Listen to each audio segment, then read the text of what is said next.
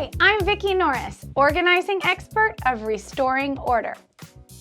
Do you struggle with completing projects? Where and how do you store them? Well, today I'm going to help you handle projects effectively. You know the kind of paper I'm talking about, that pesky kind that floats around until you complete it. So what's the difference between projects and other kinds of paper? Unlike hot or immediate paper, you can't just tackle a project in one step. It has multiple steps, multiple pieces of paper. Most importantly, it has a shelf life. It's going to be around for a while. So I want to show you some different examples of both personal and professional projects. Over here, these are some of my actual personal projects. Here's a home improvement file that I continuously add to and I work off of. Then here's a scheduled vacations file. And finally, travel ideas. Here are some of my professional files. I've got an idea file for all the writing that I do, a recurrent meeting that I have all the time. Now this is great for you to implement at your workstation if you have continuous meetings that you produce paper for. And finally, I have some marketing projects that I'm working on currently with my marketing manager.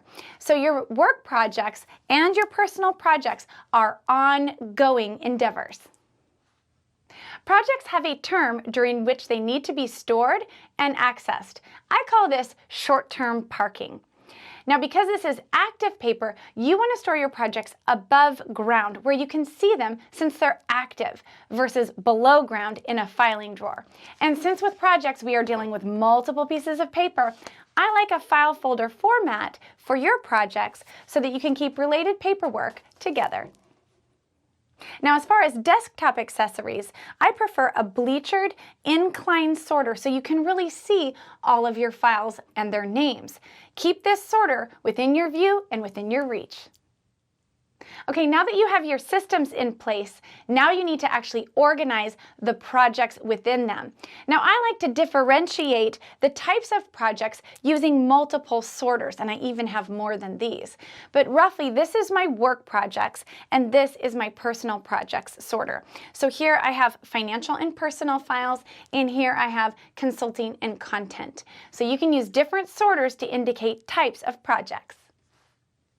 You can also use file folder features to organize your projects.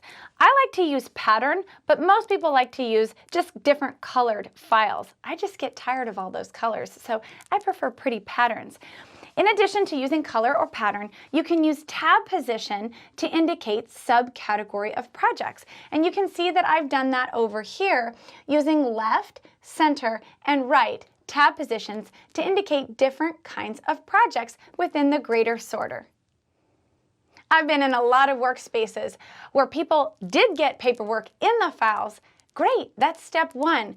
But then they failed when they didn't label the file at all. Labeling is really important when it comes to your projects. And you want to label in a consistent manner with consistent font size so it all looks nice, it's easy on the eye. And of course, you want to label the sorter itself if you do have multiple sorters. Now that you have a distinctive place to store your projects, now you need to actually schedule time to work on them. This is where your physical organizing system needs to be paired with your time organizing system, and you need to actually block out time on your calendar to work on your projects, or else they'll just sit here and stagnate. I've included all of these ideas in my related blog, Handling Projects. And while you're on the blog, check out the whole Reclaim Your Paper blog category. Here's to handling paper like a boss.